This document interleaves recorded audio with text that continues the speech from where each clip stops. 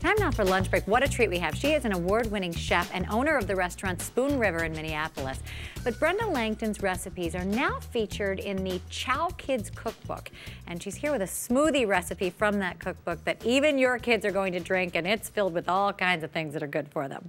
Well, what I like about ours is that we put either leftover brown rice or oatmeal, nuts, for the extra protein, good to digest, not difficult.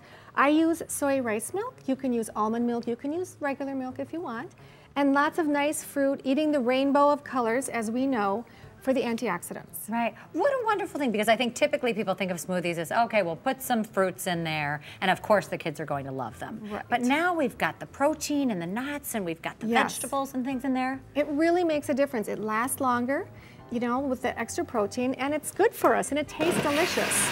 Okay, so we're gonna whip this guy up. You put the raspberries in there already? Raspberries are in. When I make my oatmeal, I make a little extra so I can the next day have a little oatmeal in my smoothie, and it's creamy and rich that way. So definitely a thicker consistency, which I think is always nice in a smoothie. It's nice because you don't want just fruit. You want something that's going to stay with you.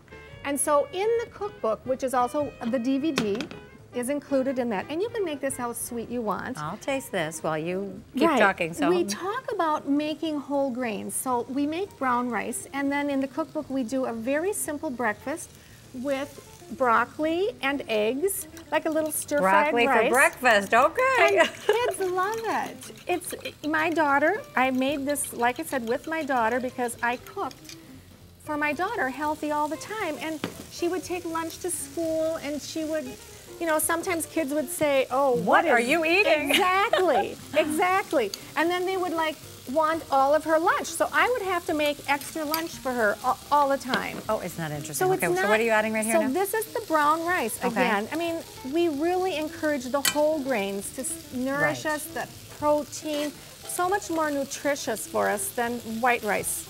And I think what's so interesting, you say you did the cookbook with your daughter, right? But really it's been endorsed by some physicians in Minneapolis, talking kind of about food as medicine. Exactly. Food is healing, and that's what I believe, and that's why I teach it. And the doctors came to me and asked me to do this cookbook, and the DVD plays in the rooms. It's going to be up in the new hospital in the room so that children can get inspired.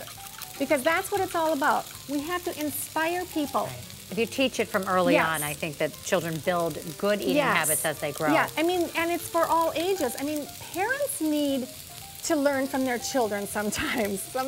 They can be the teachers. It'd be interesting to do an experiment at home, to cook with this cookbook and then see how many times your kids get sick for that season, because now is the time when they're bringing home colds and all kinds of illnesses, strep throat from school. Right. Eating well is the best insurance policy out there. That's what I try to tell my students, anyone who comes to the classes.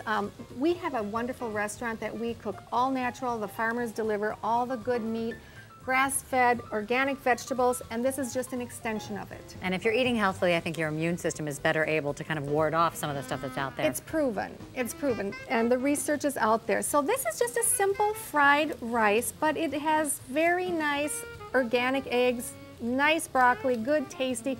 The vegetables and fruits taste so good, there's nothing to give up. And if you've got leftovers of this, then we can have this for dinner as well. Yeah, exactly. But I think it's nice to have savory breakfast than just, a lot of times we have sweet breakfast, and it's not as nourishing. Right. And some people don't even like sweet breakfast, so.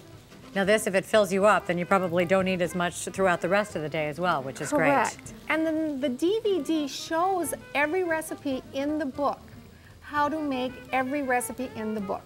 Excellent, because sometimes when you're following along in the book, you wonder about it, and that's why I think these segments are so great, because people can see how simple it is, see you put it together. What I love about this smoothie is the consistency of it. You feel a little bit of the crunch of the nut in there, but I think that's nice. Right, and you know, you can do it creamier, but the nuts are really nice. I actually soak them in a little water for a day and make them a little softer. They're a little easier to digest that way, and they're just delicious. I love, people think nuts are too high in fat. but you can eat some good tiny fat. amount, right, exactly. Well, there are some great recipes in here. I've glanced at some of the others as well. We made 2 wonderful ones here with our smoothie and our broccoli dish. For more on the Chow Kids Cookbook, you can check out the Spoonriver website, and you can find a link on our website, plus more information on today's recipe, of course.